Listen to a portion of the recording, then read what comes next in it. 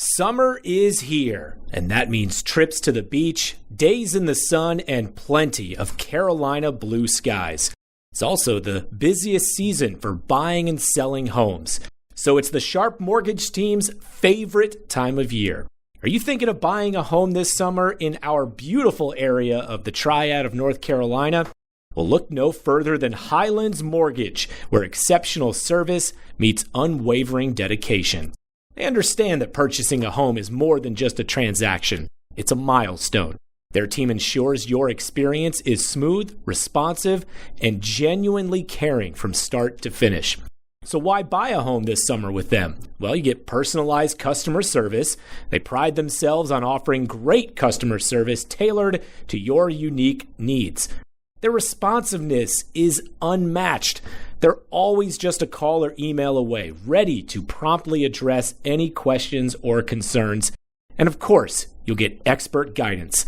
You can rely on their knowledge and over 20 years of experience to navigate the often complicated world of home buying with confidence and ease. Summer's the perfect time to find your dream home in Winston-Salem, Greensboro, or anywhere in the North Carolina Triad. Let the Sharp Mortgage team guide you every step of the way. With their caring and responsive mortgage team, make your home buying journey this summer memorable. Just call 336-575-9448 to get started. 336-575-9448.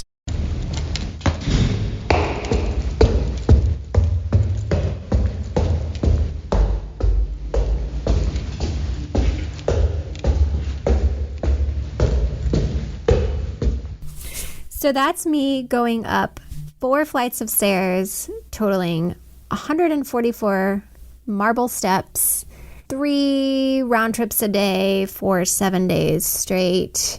Really helped me close my move ring each day. If you want to know where it was that I was going up all those steps, take a listen now.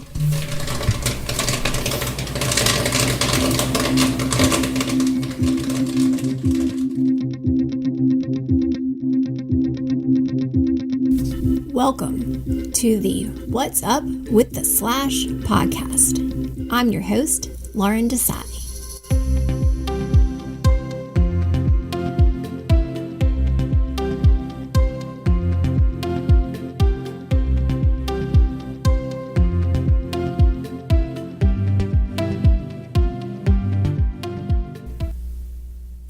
So those stairs, they're from my Airbnb in Cannes, France. Yeah, that's right. I made my first pilgrimage ever to the Cannes International Film Festival. And this podcast is all about that.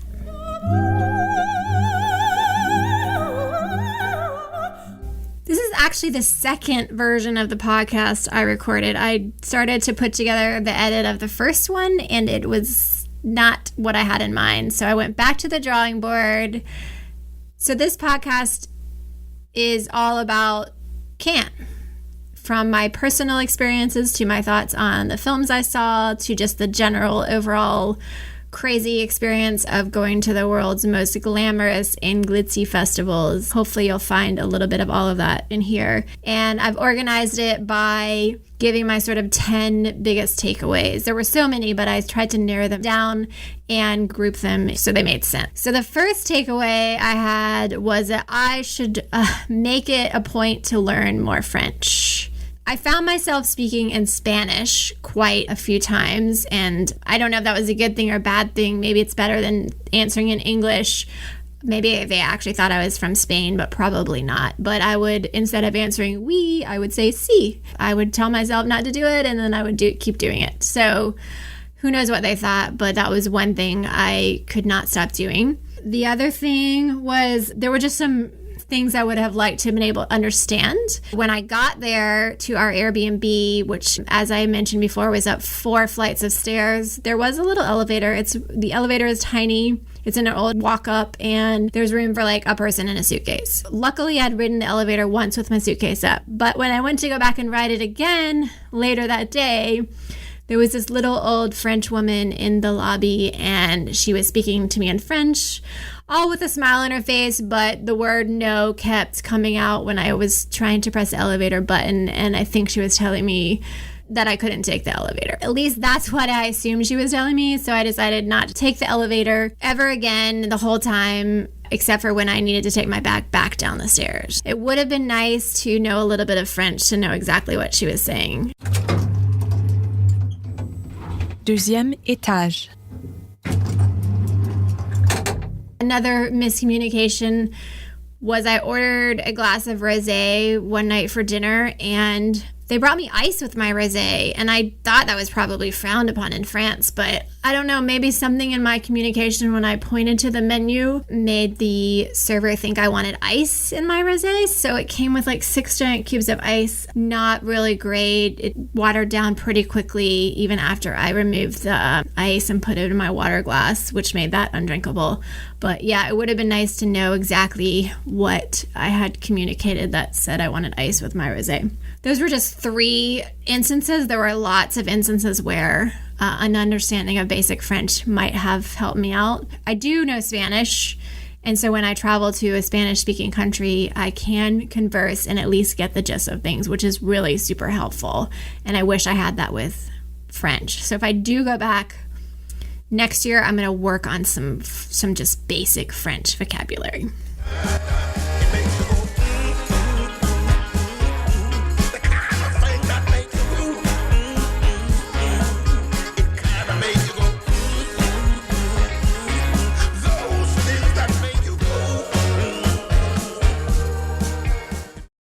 The other thing that I discovered is people in France are really all about saving the environment and doing their part.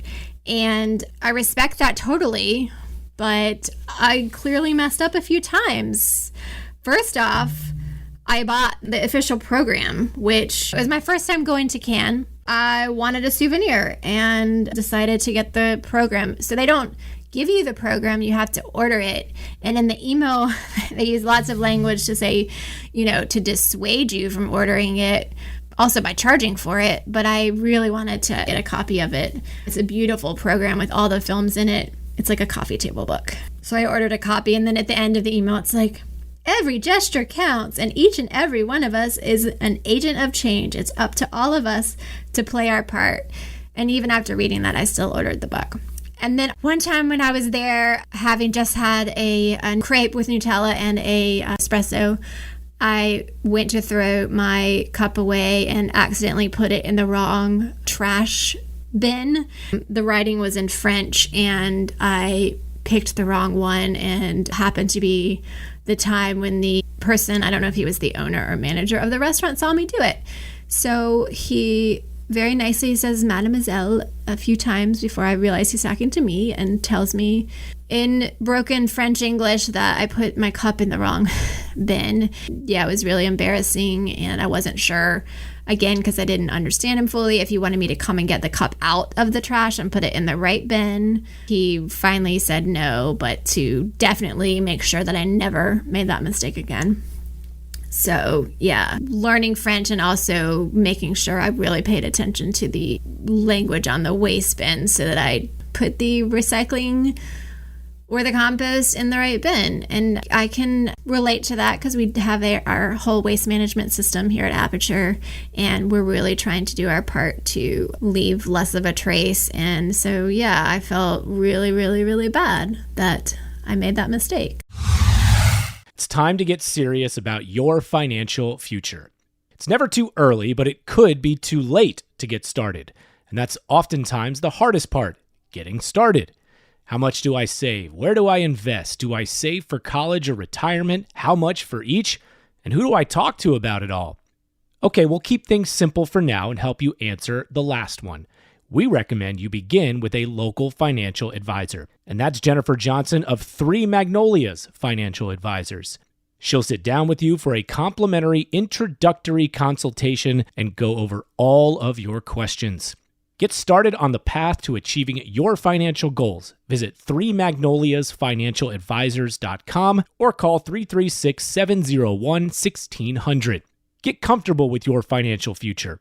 3 Magnolias Financial Advisors. Retirement, financial planning, and investments. Securities offered through Cetera Advisor Networks, LLC, member FINRA SIPC. Investment advisory services offered through Three Magnolias Financial Advisors. Three Magnolias Financial Advisors and Cetera Advisor Networks are not affiliated. Cetera is under separate ownership from any other named entity.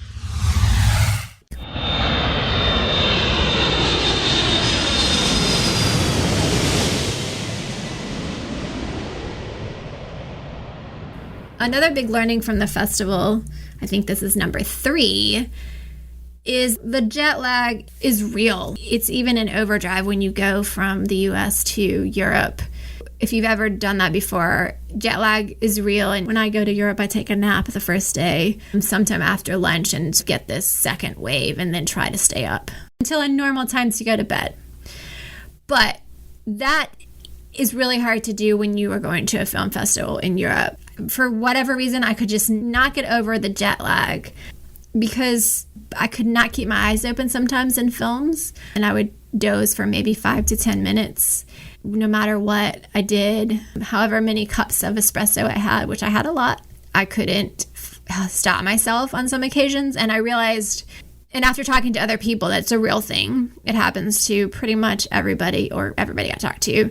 And I think the key is, and I learned this over the course of the festival, you have to time your little shut-eye to make sure you're not doing it at the beginning of the film where they're giving you information, they're explaining stuff that you might need to remember, or setting just the whole trajectory of the film, the arc of the film. So you can't do it then, and you also can't do it towards the end of the film or the climax, because you don't want to miss that part either. You know, the whole point of this podcast is to be fully honest. And yeah, that's me being honest, saying, yeah, I fell asleep some. And I was not the only one. I mean, I definitely heard some snoring in some of the screenings. So proof that other people were doing the same thing. It's a real thing.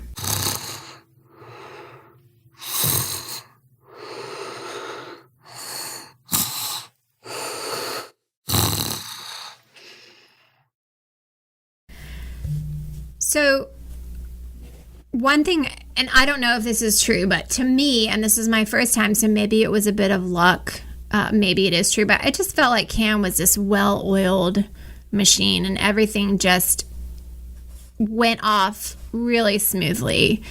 And it started, so 4 days before the festival opens, once you have your badge, they open up tickets. And so they do it every day. So the 4 days before the festival opens, you can get access to get your tickets for the first day of the festival.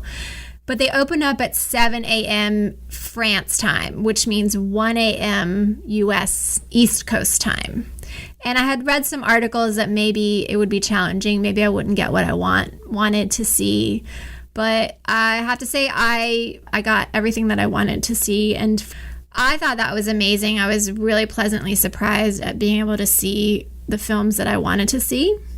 Another thing I noticed was they have really cool usher outfits at Cannes. Other film festivals, they have like volunteer t-shirts and they're cute and stuff. But at Cannes, the ushers wear these color-coordinated outfits. If it's during the day, the ladies wear these salmon-colored dresses with a blue jacket and a scarf, and they have their hair looking nice, and they just look really old-school, fashionable French, and I love that so much. It added to the glamorous nature of the festival, and it really felt like you were somewhere special, and you weren't just... Not that there's anything about going to a cinema and not being dressed up, because obviously that's what it's all about. But I think being at the premiere festival, this added this sort of other layer to it, which I found really kind of cool. So the red carpet at Cannes is a legit thing. And if you hear about it and if you see the photos, and everybody's seen them because it's the same photos, people on the red carpet, it's really like you are so close to it and you're such a part of it. And when you stand in line, you actually enter through or down the red carpet, depending on which line you're in. And it's the same line that all of the filmmakers and celebrities are passing in front of the press and the paparazzi. And so you're part of that. Especially if you're going to a premiere, you're going down that same red carpet that everybody else is going down. Sometimes you enter and depending on what time you pass by where they're taking photos, you might be right next to everybody that's getting their photo taken. And I just thought that was really neat. Something typically I don't experience at other festivals. And then when you get into the premieres, you're sitting there and they're broadcasting the red carpet on the screen so you can keep continuing to be a part of the entrance of everybody. And oftentimes I was sitting up on the balcony level and everything's happening down on the orchestra level, but you can see all of that on the screen in front of you. It's really neat, and I never got tired of it. I always was into watching everybody come in. And the lights turn off and the logo for Cannes runs. Everybody claps when Festival de Cannes runs on the screen and the little logo with the leaf appears. Everybody in the audience claps, and it happens every single time too.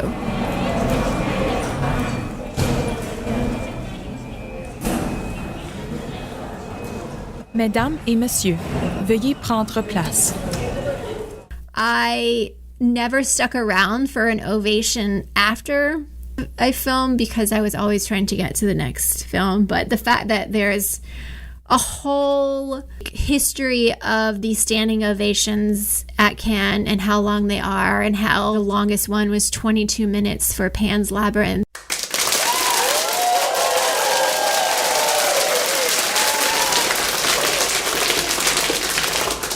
One of the films, I think maybe I got the second longest standing ovation this year, was a film called Emilia Perez, which I was able to see. I wasn't there for the premiere, but I was there the next day. You can read all about the ovations. You could just go down rabbit hole after rabbit hole reading about the Cannes standing ovation phenomenon. But that brings me to a good point. I've done a really horrible job on the past 5 podcasts, so I made it a point to make sure I talk about it this time, because I'm going to put some of these links in there. There is a companion website to our podcast where I've been putting all the things I talk about from my desk and then other tidbits from each episode. And it's just called whatsupwiththeslash.com. So really easy. You can see all sorts of other bonus material. I think there's going to be a lot from this episode. I've made a letterboxd list of the 24 films that I saw this year, so I'll put those on there, and then other fun content. So I hope you check it out. Again, it's whatsupwiththeslash.com. The other thing about this festival that was super exciting, and I feel really lucky that my first trip to Cannes, Greta Gerwig was the president of the jury. I just think she's amazing, and it was such a cool thing to be able to say, oh, she was the jury president this year. There's another thing you could Google is all the dresses or outfits, because I think she wore some pantsuits too, and how she really upped her style game for this year's festival. Some of the headlines were Style, a Renaissance for Greta Gerwig, and she did not come to play. She had to get dressed up for every single premiere she went to, and that was a lot of them. There's a lot of people at Cannes, and there's a lot of traffic, and every time filmmakers or jurors or celebrities come, they drive down the main road. There's so much traffic, so they could be in their car for like an hour. That would take a 10-minute walk probably from where they're staying. They have to do that every time. That's a lot of sitting in cars for the jurors and a lot of walking down the red carpet and taking so many photos. It's a lot more work that maybe people really understand. I was super actually excited that I bought the program book because there's this whole section on Greta Gerwig. At the beginning of the book, she writes this amazing quote, and I just want to read it to you because I think it just sets the tone. I mean, I underestimated Cannes and the magic of the festival. I think because I've gone to other festivals, I just put it in that category, but it's this whole other level. I don't know if you get it until you go. It is a film lover's dream festival, and Greta's quote sums it up perfectly. She says, "I love films. I love making them. I love going to them. I love talking about them. As a cinephile, Cannes has always been the pinnacle of what the universal language of movies can be.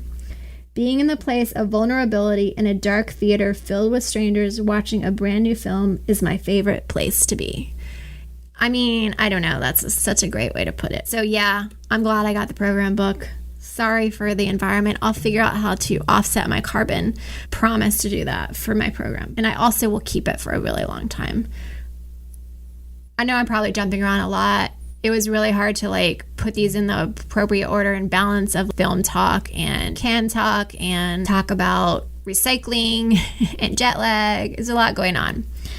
But like Greta, I was also super excited that Sean Baker's film Anora was premiering at Cannes, and I was like, oh, I'm totally seeing this, I can't wait. And then I realized that I was leaving the festival before the film premiered, so I did not get to see it, but I'm super excited that he won the Palme d'Or. Sean Baker is one of my favorite directors. I feel like Aperture has grown up with him. We played his film Starlit, we've played Tangerine, The Florida Project, and most recently Red Rocket. We've grown along with his career, and to now have him win the Palme d'Or. The last American to win that was Terrence Malick for The Tree of Life back in 2011. So it's been a while, and even though I didn't see his film at the festival, the fact that I was there when he won is something special too. I can't wait to see the film. Sean did not disappoint in his acceptance speech. He emphasized how important it is for us to preserve the cinematic experience. He says, right now, as filmmakers, we need to fight to keep cinema alive. This means making feature films intended for theatrical expedition. The world has to be reminded that watching a film at home while scrolling through your phone and checking emails and messages is just not the way, even though some tech companies would like us to think so. Theatrical expedition. I'm going to start using expedition. I think that's amazing. It's funny that he says that, and then one of the films, Emilia Perez, was bought by Netflix, and so it's uncertain as to what will happen with that film, whether it will be given a proper theatrical release or a sort of token one, and it'll just be put on the platform, and people may or may not discover it there. Speaking of discovery, my 7th takeaway, we're getting closer to 10, is that I think what I appreciated so much about my experience at Cannes, unlike any other festival I've gone to, is just the feeling of discovery that I had. And that's because when I go to a festival like Toronto or Sundance, I'm often looking for films that already have been bought by US distributors, because that's the nature of the festivals. There are often films there that have been slated for release, and they're at a festival just to continue the word of mouth momentum of a film. So I'm looking for those films because I know that those films, because they have distribution, are going to make their way to Aperture. And so I'm using the festival as a way to pre-screen and look for our programming. But at Cannes, because it's the premiere festival and there's so many world premieres, it's different. I don't have anything telling me what films to see because very few. There are some films that already have distributors, like Anora had one coming in, but there are so many more, nobody's seen them yet. So you really only have the brief paragraph description to go by. And certainly you know if it's a director you've seen films by, but you don't have a lot to go on, maybe some images. And so you really have to use your gut and base on the description. And you're looking at, of the 24 films, I wanted to balance out which ones I was seeing. Like, I didn't want to see too many French films. I didn't want to see too many documentaries. I wanted to see first-time filmmakers. And I wanted to see films that had casts that I knew and directors. So it was all of a balance. I probably overthought it a lot, but the awesome thing was that I had no expectations going in. No idea. I still don't know if half the films that I saw will eventually find US distribution. I hope that they do, especially the ones that I really liked, but I don't know. And that was what made this experience that much cooler. It felt like I was participating in that discovery for the first time. I was able to see 8 premieres. That means the director and the cast and everybody else in the audience is seeing the film for the first time. So to be a part of that, that's pretty special. One of the premieres I got to see was Andrea Arnold's film Bird. Andrea's a lot like Sean Baker. I've loved programming her films for Aperture. One of the first films we showed back in March of 2010, 2 months after we opened, was Fish Tank, which also happens to be one of the first films I ever saw at a film festival. That was the Toronto International Film Festival back in 2009. You know, she's one of the directors we've also grown up with. So to be able to see her film Bird, which was amazing, has an amazing cast, Barry Keoghan's in it, to be there for that was pretty cool too. Who's ready for movie night? Our friends at the Ginther Group Real Estate are proud to sponsor another season of innovation and cinema at Bailey Park in downtown Winston-Salem's Innovation Quarter. The next film is the Super Mario Bros. Movie on Friday, June 21st. Bring your chair or blanket to Bailey Park for a great night of cinema from Aperture and beverages and food from a variety of local vendors. Pre-film fun begins at 6:30 p.m. and the movie begins at dark. These magical movie nights are made possible by the Ginther Group, the real estate experts we trust and showcase right here on the Triad Podcast Network. Check their social media for info on each upcoming movie night. And for your real estate needs, call 336-283-8689 or visit theginthergroup.com. Buying, selling, investing, or just learning. Whatever you need, start now. And like me, you can become a Ginther Group client for life.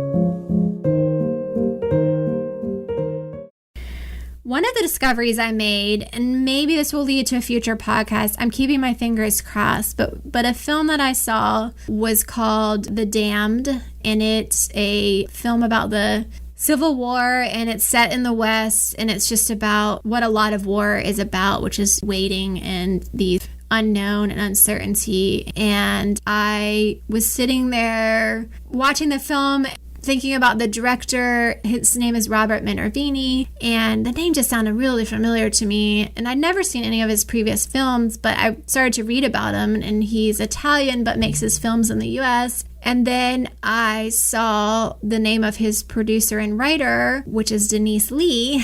And then I started Googling her. His name and her name, I could not get them out of my head. And I was like, I need to see what's going on here. So I Googled and I saw photos of Denise, and I realized that I studied abroad with Denise in college in Spain. And that is where she actually met Robert. I mean, this is over 20 years ago. So I went back. I had to dig through all my photo albums and find photos of Denise and make sure that it was her. I'm 95% sure it's her.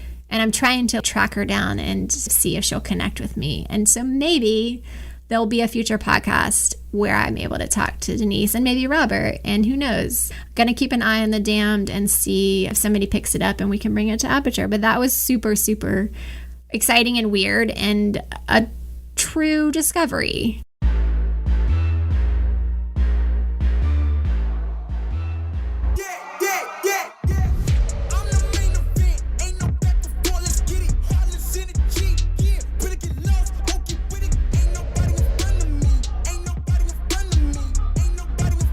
So the other thing that I thought was really cool, and I didn't really pay attention to it much before, but since 2002, they give what they call the Palm Dog Award. It is presented by the critics that go to Cannes. It's awarded to the best performance by a canine, live or animated, or group of canines. So last year, Messi from Anatomy of a Fall won the Palm Dog. I missed him, but he apparently made an appearance on the red carpet at this year's festival. I'm a super huge dog person. I actually brought my dog. She's sitting behind me while I'm recording this. I brought her to be my guest on the podcast because I've been having guests for the last podcast, and this is me talking solo, and she's got maybe a few thoughts on the Palm Dog. So Penny, what do you think about the Palm Dog?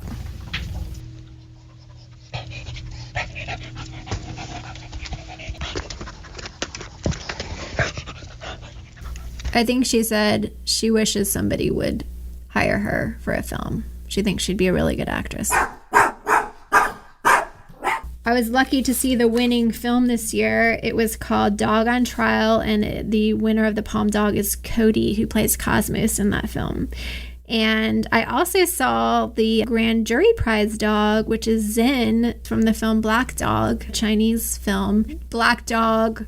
Also, the director of that won the Camera d'Or, which is for the first-time filmmaker. So a huge, prestigious award. Loved the film. And I saw the actor and the dog walking around. And one of my regrets from this year's festival is that I didn't stop him and try to get a photo with the dog. That would have been really neat. But I didn't want to really bother him or draw attention. But I did, speaking of the red carpet, and when I said that you could be entering when the stars of the film and the filmmakers are going up the red carpet, I happened to timing wise be going up next to the dog from the dog on trial, the dog that won the Palm dog. So I was able to get some photos of the dog on the red carpet with the cast and solo with his handler. And I feel like really that was huge because you're not supposed to stop and take photos on the red carpet. So I had to slyly take the photo secretly, and I was able to get a few. So, and again, another reason to visit whatsupwiththeslash.com, where I'll stick those photos. Takeaway number 9 is that Cannes is super electric, and it is a thing that is really hard to convey.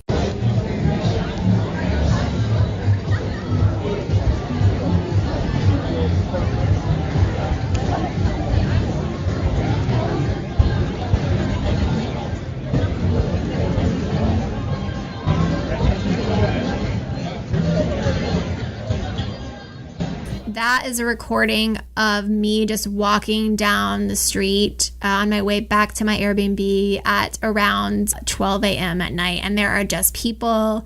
There's tons of sidewalk cafes, and they're packed out. And it's a mix of festival goers and tourists, and I doubt locals. They probably cleared out of town. But all these people converging in this little, no, maybe not little, but it feels really small seaside town, and having so much energy, celebrating being at the center of film for the 2 weeks that Cannes exists. Cannes brings over 35 to 40,000 festival goers every year. There are also tourists that I don't know why. I mean, I would not choose to go to Cannes during festival just because it's not super convenient to walk along the beach because there's a lot of venues and a lot of people and red carpet. But I guess they like that. You can see it because there were tourists that will stop people that are just in ball gowns that probably aren't celebrities. They're just going to a festival, and they'll try to be taking secret photos, just hoping that it's somebody famous. I got a kick out of that. I thought it was really funny. I'm all kinds of bad when I drop on the beat. Taking down my hair, got your eyes on me. You need it, you want it, but can you handle this? Cannes it's glitzy. You're walking by all of the stores that you would find on Rodeo and Fifth Avenue, Chanel, probably brands that I don't even know are luxury brands. And there's yachts parked out in the water, super giant yachts, like Beyonce level yachts just parked out in the water. You can feel the 1% are all around you at Cannes. But what is cool and consistent about cinema is when you get into a theater in Cannes for a world premiere, there are all walks of life, all races, all economics, all cultures, and they're all in there together just sitting for a film. And when the lights come down, none of that matters. You're just there to participate in the art. I love that about Aperture, and that's the same thing for Cannes. It really is. Votre attention, s'il vous plaît. Quittez le bâtiment immédiatement. So my last takeaway is somebody told me once I went to Cannes, when I get home, I might be like, oh, I don't know if I want to go again. I'm not sure. Give it a few months, and I would have this FOMO, this feeling like I needed to go back, that just couldn't see myself not there. When the passes go on sale, I would want to be there. And I can tell you, it's been a couple weeks now, I can tell you that feeling is starting to come back to me. In all honesty, it's a beachside, it's beautiful, it's lovely, it's in France, and people thought I was on vacation, and maybe it looked like that from some of my photos. I mean, it's hard to not take a photo where the sea is behind you, and it looks that way, but it is a lot of work. I saw 24 films, didn't get a lot of sleep. I was also balancing doing work while I was there at really weird hours. It's definitely not a vacation. It's pretty draining by the end of 7 days. And then you have to fly home, and then you have to go right back to work. So it's a lot. When I left, I was like, I don't know if I want to do this again. I'm not sure. But I can already feel myself thinking that I do want to do it again, thinking that I will miss out no matter how much work it is. But I think I'm in.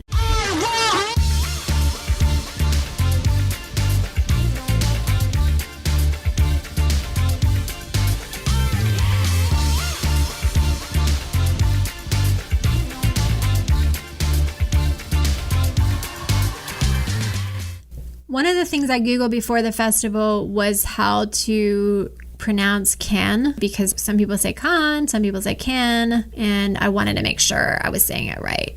And again, I'm not sure of the legality of playing, but I found this great person on YouTube and I practiced how he said it, and so I'm going to link that in the website too. You should check that out.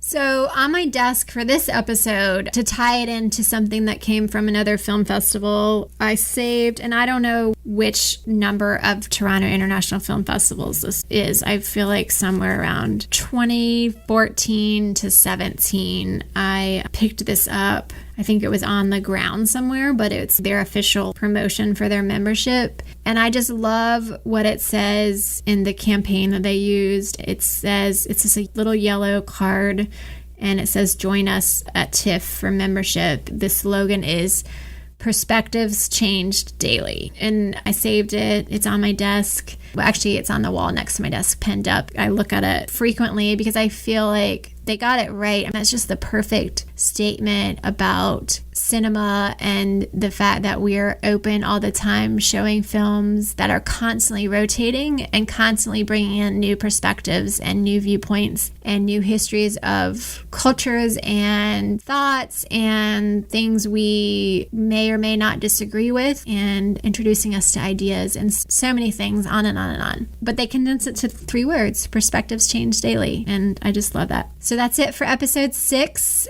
It took me a long time to record this episode from the last one I did. Then I did it twice. So I'm hoping it will not be such a long time between this podcast and the next. Thanks for listening. Signing off till next time.